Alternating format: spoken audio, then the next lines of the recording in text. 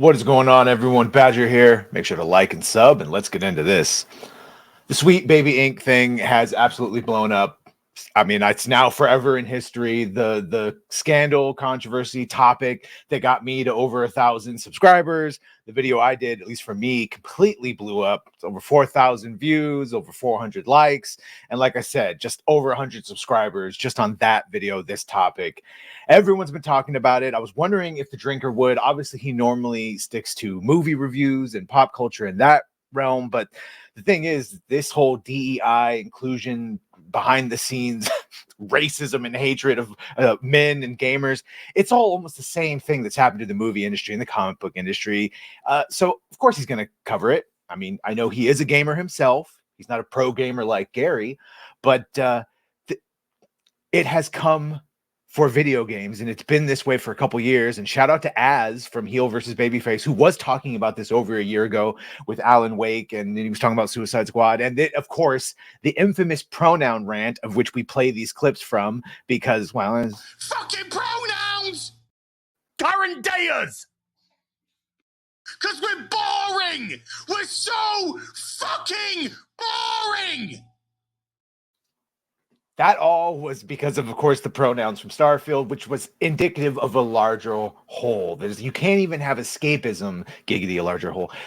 You can't even have escapism without them coming to woke you up, literally. So here's Critical Drinker. Let's see what his take on this whole shebang bang is. Financial crises, studio interference, corporate bloat, mass layoffs, substandard writing, embarrassing visuals, the destruction of legacy characters and franchises, and an unhealthy focus on the message. Substandard writing, embarrassing visuals, the destruction of legacy characters and Good. And I haven't watched this. They're all fresh reacts, but he is going to make the point that the same damn thing that has happened in movies and games or movies and comics rather, is now coming for games. And that destruction of legacy characters really hit home because remember, they come for the heroes first. Franchises and an unhealthy focus on the message. Now, you might think I'm talking about the self-inflicted problems facing modern-day Hollywood, but you'd be wrong, mister, because today I'm going to be talking about the video game industry and look at that riveting gameplay for Suicide Squad Kill the Justice League. The crisis that's rapidly unfolding in it. But first, allow me to paint you a picture, dear viewer. Imagine for a moment that you're a major games developer, and due to years of corporate mismanagement and substandard hiring practices that prioritize diversity and inclusion over actual talent and creative ability, your studio is now bloated with excessive numbers of talentless idiots who all say the right things on social media but contribute nothing of value to your business. Now, you could do something crazy like start laying people off. And I want to say this is exactly the same thing that we found out happened with the animation industry and Pixar, and they hired people off of Tumblr because they were really more influencers and they didn't know what they were doing. So that by the time and this happened in the writer's room too, right? Where the main writer and the second in command writer would end up doing all the work because they couldn't call on these people. First of all, the people couldn't do the work. And when they did, they'd be like, oh, it's a microaggression. They asked me to do my work on time. The same thing is probably happening in the video game industry, and we know why. And tightening up your operations so that it's more financially efficient. Maybe even bring in some talented people who know what they're doing. But no, the better solution here is clearly some of that sweet, sweet ESG money that can tide you over until you can shart out the next buggy, overpriced, unfinished, barely playable piece of crap that's going to force players to use endless microtransactions and expensive DLC just to keep up with. And you could believe that the microtransactions and DLC will that shop will be working prime right at launch. Everything else will be buggy as shit, but the microtransactions and the DLC, that'll work. Of the gaming industry today. But wait, there's a problem. All those big financial investment companies will only lend you their money if you can prove that you're good little boys and girls whose games correctly push the message. So what to do? Well, in this case, you hire an outside consultancy firm to advise you on how to make your upcoming game more compliant. Let's call them,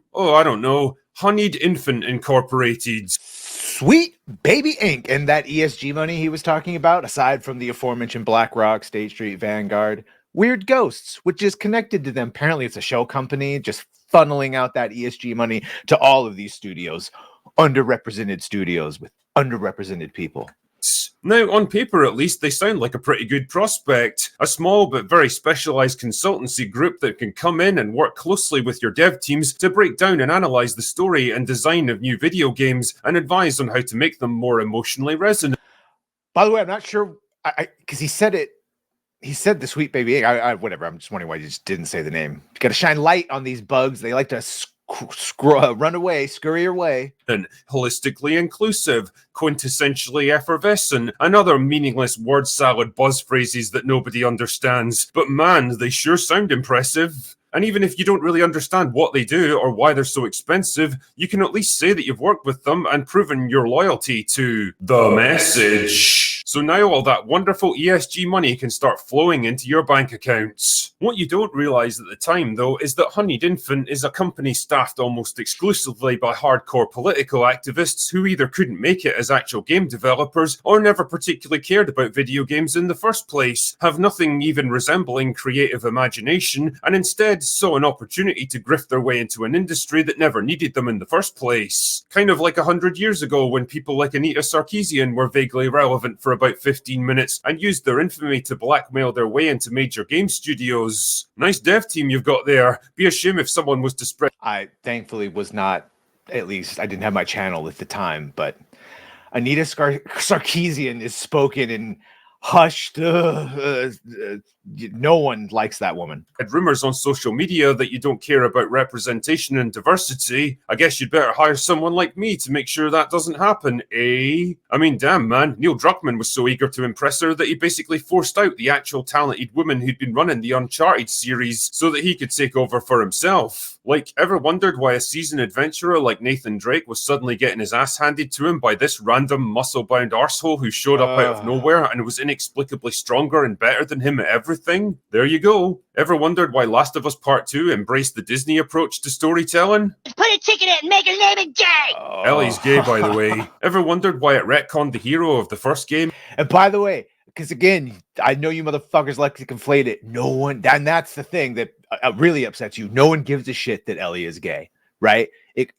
No one cares, but they have to make it the focal point and then get all upset when you're not like super happy that it's part of the story. You don't care. Like literally, that's why the entire gay episode exists in the live action, because he even said, "Oh, we knew you wouldn't watch it unless we snuck it in there." Into a dumb, gullible, spineless sap who walks into ambushes that he never would have fallen for before and stands there like a fucking goldfish while his adopted daughter screams and berates him for the crime of saving her life, completely ignoring the impossible position he'd been put in and the slim chance of success even if he'd given her up, or why the intro feels the need to work in the subtle as a sledgehammer social pandering. What you got there? Bigot sandwiches. Smells good. Or the blatant sacrifice of Yeah, because after post-apocalyptic, when a bunch of fucking cordyceps zombies were taken over and martial law was still reigning, that's what we'd be talking about, sexuality. morality and common sense in favor of my themes, or this big old slab of beef that we're somehow supposed to identify with. Right. There you go. Anyway, I digress. The thing is, Honeyed Infant now have carte blanche to come in and rewrite your new game in any way they see fit, because their word is basically law now. And because all they really care about is making themselves feel better by lecturing the rest of the world about social and political issues that specifically matter to them, they begin to make changes. Lots of changes. Got a legacy straight white male hero that's been hugely popular and the mainstay of your franchise. Miles Morales is Miles Morales. He's a Spider-Man, but he'll never be the Spider-Man. And that's what pisses them off the most. Franchise for years? Well, clearly he needs to go in favor of someone more diverse and worthy, who we're going to take every possible opportunity to remind the audience is better than straight white male hero in every possible way. But how exactly to get rid of him? Well, let's just say he's gone off to find himself because he got sad or something. You know, whatever. As long as he's out of the picture, that's all that really matters. Got a whole bunch of straight white male heroes to take care of? What the hell? Let's just kill them all in the most ignominious and disrespectful way possible. And And that's why they connected it to Arkhamverse, because no one would have cared if this was just some. Yeah, it would have been sad, and I've said this before. Yeah, it would have been sad that it was one of Kevin's last roles, but you had to fucking say it was the Arkhamverse. And turn their deaths into a big old joke. Because truly, nothing's funnier than seeing iconic characters get murdered and then literally pissed on. But oh wait, one of the heroes is a woman. Well, that's a completely different story, don't you know? Honeyed Infant will make sure that her death is a solemn, poignant, and heroic sacrifice. Because as we all know, death's only funny when it happens to me. And this all lines up also with, again, you don't need a formal conspiracy where interests align. This is no different than the inclusion standards and writing rules that the WGA has and all that shit that Chris Gore passed around, that they have their emails where a woman can't learn from a man and can't be saved by a man. And it's the same dynamic, because this is all neo-Marxism. I digress. Men. And of course, they'll be sure to pepper in random changes to the sexuality of established characters that have got Everyone's no bearing gay on the suddenly, story Black or their Cat is development as gay people, suddenly. but that doesn't particularly matter because they say so. Got a bunch of attractive female characters in your game that appeal to your mostly male fan base? Not on their watch. If the women in your game don't look like they've taken a couple of dozen bee stings to the face and gone into anaphylactic shock, then you clearly need to re-examine your internal biases. What the fuck is that? Because as we all know, the reason that people like Sydney Sweeney are so popular right now is that we're all fascinated by her geopolitical takes on the current military situation in Ukraine. Man, it must be so satisfying as a developer to have spent months or even years carefully crafting every detail of the story and characters in your game, and then have experts like Honeyed Infant come in and completely rework it right under your nose. And what's even better is that you're not allowed to complain nor object to any of it because you don't want... I had a GameStop employee.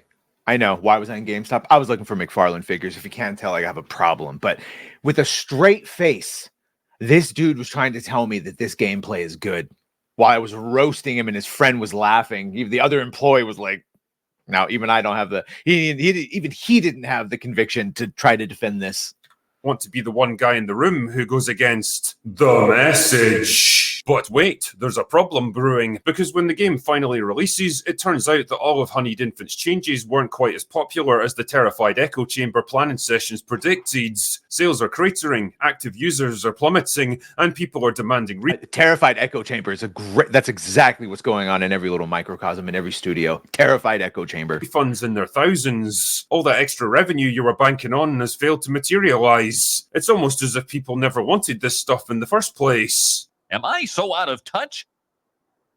No, it's the children who are wrong. And not only are gamers up in arms about it, but they've also begun tracking other games that Honeyed Infant have worked on, and they've begun to notice a pattern. And almost everything they touch ends up being a worse product because of their input. But what to do? Do they allow it to blow over and get back to work? Do they reassess their philosophy on what customers...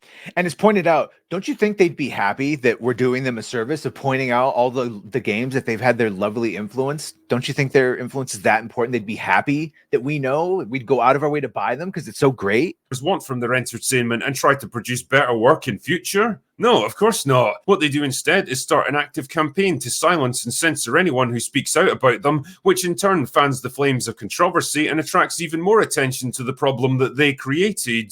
Because truly... That's called the Streisand effect. The more you try to stop it from happening, more it happens. If there's one strategy that always works in business, it's going to war with your own customer base. Just ask Disney. But now the truth is out, and what started out as a minor problem has turned into a national strategy that can censor anyone who speaks out about them, which in turn fans the flames of controversy and attracts even more attention to the problem that they created. Because truly, if there's one strategy that always works in business, it's going to war with your own customer base. So for the family member that just thinks I'm speaking lies and I don't know what I'm talking about, woke doesn't exist, Disney's doing just fine. What are we doing here? Well, this is just fine? Okay. All right. Okay. That's Disney. But now the truth is out, and what started out as a minor problem has turned into a national scandal that everyone on the internet is talking about, and suddenly there's talks of boycotts and protests and mass layoffs, and gamers everywhere are actively rebelling against the message and anything that companies like Honeyed Infant have touched. And now you're probably wishing that you'd run a tighter ship, spent your money more wisely, and hired actual talented people to work on your games instead of activists And no, Drinker, that's a very no. They're not thinking that. They're thinking we're all racist, toxic bigots, and they don't care. They're still going to get their ESG money, and they're probably not panicking at all. They're going to do the exact same thing the other studios and other things do, and they're going to double down. masquerading as industry consultants. But hey, it's not like any of this stuff could actually happen for real. Could it? Anyway, that's all I've got for today. Go away now. Yeah. So there it is. There it is. Drinker again. That's a far more nice interpretation of what's happening than what's actually happening. But no. I would love if right now every studio went, oh, look at the backlash. Let's stop. They're not. They're going to double down. But hey, I hope I'm wrong. Let me know what you think. You think they're going to immediately stop, or you think they're going to double down like every other DEI and they're going to make, trust me, it's just the beginning. That's what I think. Let me know what you think. Comments. Make sure to like, share, and sub if you've done that. Thank you. If you're going to do that, thank you. Shout out to Az Heel versus Babyface for talking about this a year ago. And go over to Drinker and subscribe. He's almost at 2 million. And Gary from Nerdrotic is almost at 1 million. He's like 5,000 away. So go subscribe to those guys. And well, bye.